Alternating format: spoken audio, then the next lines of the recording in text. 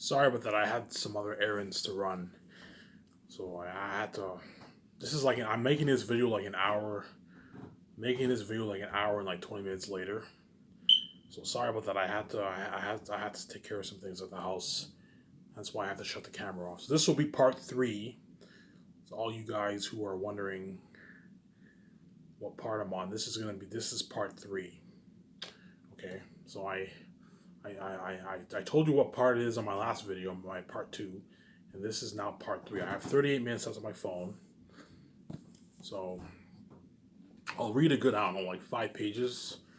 Well, three is complicated because these chapters are pretty boring. So I'll read a good like 5-6 pages, and I'll end the video there. And I'll continue the rest of chapter three tomorrow, or the day after tomorrow. Obviously, right? So I'll babble for a good 8 minutes, and the remaining 30 minutes I'll read a good 5-6 pages of Fellowship of the Ring. So it's more interesting when I babble, obviously, right, than when I read, obviously. When I read, it's interesting because I'm bringing the world to life, obviously, but you're gonna have to excuse the noise upstairs because you might hear some noise upstairs. There's people upstairs in the house, obviously, right? Right. So what?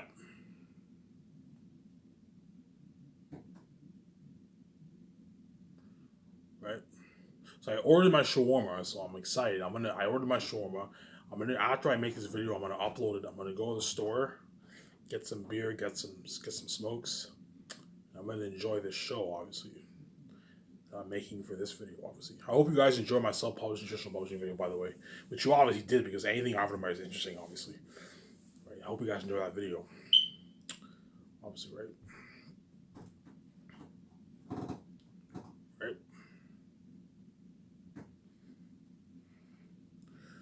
right,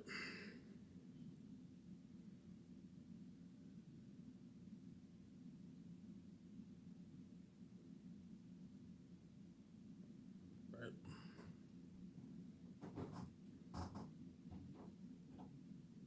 Before I delve into reading Fellowship of the Ring, Chapter 3, Three's Company, I'm gonna babble on for a bit longer, obviously.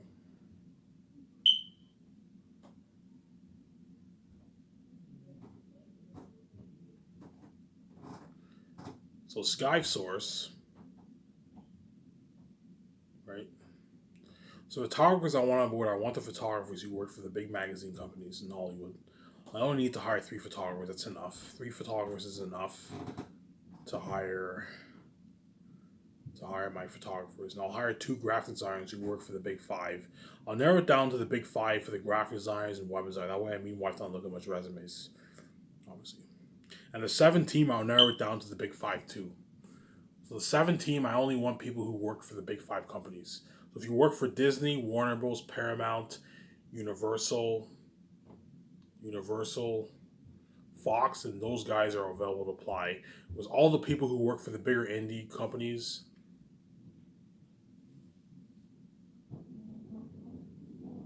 There's some noise. Give me a second.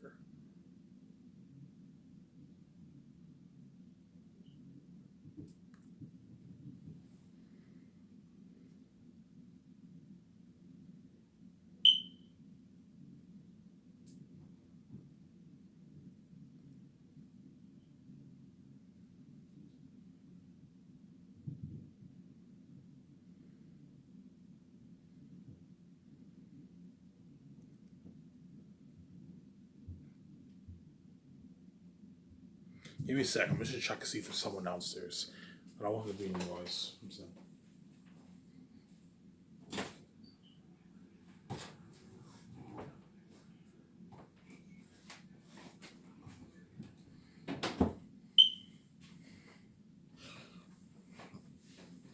Yeah. Sorry about that. I just wanted to make sure there was no noise because you might hear the noise upstairs. Because there's people upstairs watching NFL football. So, right, right. So for my 7 team, I'm gonna narrow it down for the people who are so that way me and my wife don't have to look at much resumes.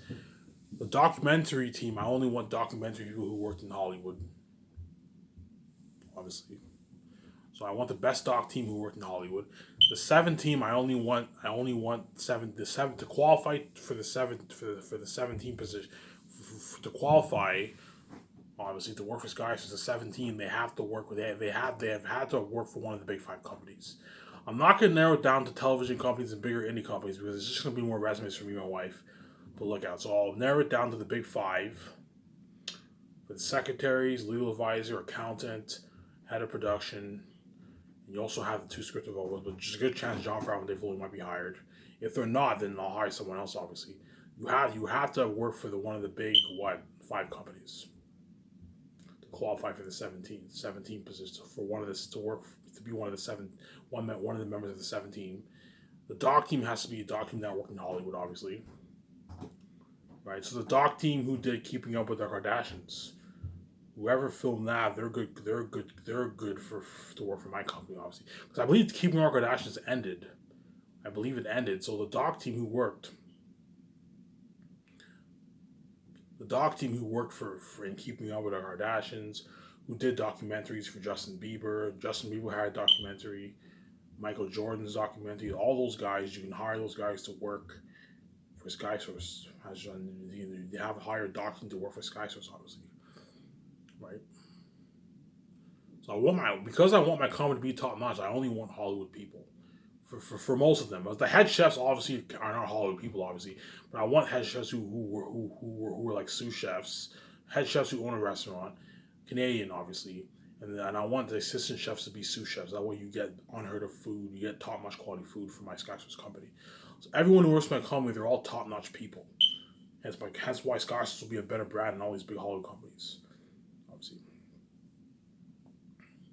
you're looking at unheard documentary, unheard of photo shoots, unheard of me and my wife from the actors were like models in the 17, unheard of posters, you're looking at nice posters, unheard of 4K Blu-ray movie covers, 4K Blu-ray movie covers, looking at something top notch.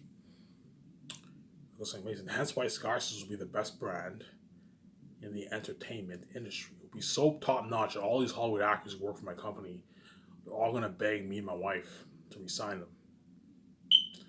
Because that's how top notch Sky Source is. All these actors who work for my company, they're all gonna be like, Ivan, please, I want to work for you and your wife. I don't want to work in Hollywood. Sky Source is so much better than Hollywood. Because that's how top notch Sky Source is. I'm gonna keep saying this, Will. I'm gonna end it off here before I start reading. You better fucking enjoy this series while you can, as I'm not in the mood for playing any stupid games. Once I find out how wicked you really are, we try and share her death. That is the last time you're ever gonna hear from Madame Mare. I'm gonna cry my eyes out, break down and cry my eyes out.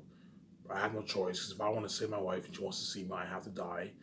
I'm gonna break down. I'm gonna cry my eyes out. Once I come from death, you got your bullshit sex, you got your mess. You want to cause mess in your wife's life. You got your horrific mess, right? You got your bullshit sex. Now when you are for king and queen, you're not left out in the band by God.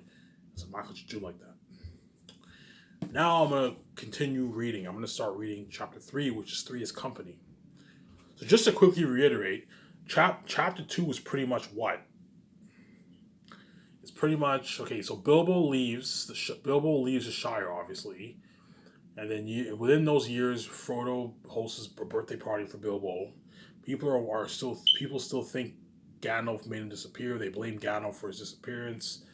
Obviously, pretty much, Gandalf comes back 17 years later. Within the first 8 years, Gandalf comes back and forth to the Hobbit, and he comes to the Shire, then he leaves.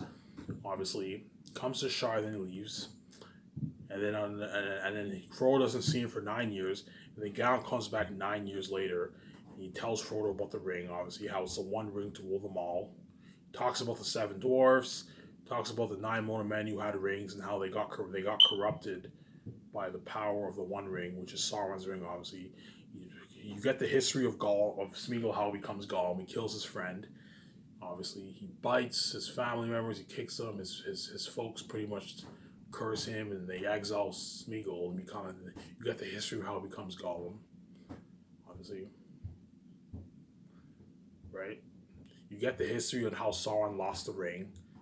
Isildur slays him, and then he gets the ring. The ring betrays Isildur, and he ends up losing it in the river. That's where his friend ends up. That's where Smeagol's friend ends up finding it years later, sometime later. Obviously, so Isildur dies. Sauron loses the ring. And then you get the history of how Smeagol killed his friend to get the ring on his birthday. Obviously, Frodo wishes that he never got the ring. He wishes that Bilbo killed Smeagol. He wishes that Bilbo never found the ring. And then Gandalf tells Frodo, you're better off having it in Bilbo's hand than having it in the hands of the enemy. Gandalf tells Frodo that the enemy is suspicious of the ring's whereabouts. And that's why Frodo has to leave the Shire. Obviously, Frodo has to leave the Shire. Frodo wishes that the ring never came to him. He's afraid. Obviously, Samwise Gamgee's eavesdropping, and then Gandalf catches him pretty much. And Frodo pretty much tells Sam, whatever you heard, keep it secret. And now that pretty much ends chapter. That's a brief summary of chapter 2. And now Sam and Frodo are now planning to leave the Shire. To keep the Shire safe, Frodo and Sam have to now leave the Shire. And that is what chapter 3, which is 3 is company. So I'll read a good amount. I have 20 minutes left. Sorry, I have like 29 minutes left, so I'll read a good 5-6 pages. So 85, 86, 87, 88, 89. I'll read up to page 9 and I'll end the video here, man. I don't feel like reading like 10 pages because I'm really lazy right now. I'll read a good like 5 pages, 5-6 pages, and that's it. I'll be done after that, okay? So this is now chapter 3's company. So Frodo and Sam are now ready to leave the Shire. Don't forget, this is 17 years after. This is 17 years after. 17 years after what? This is 17 years after when Gandalf last met Frodo, and Frodo leaves and Bilbo leaves the Shire. I'm gonna show him kind of here.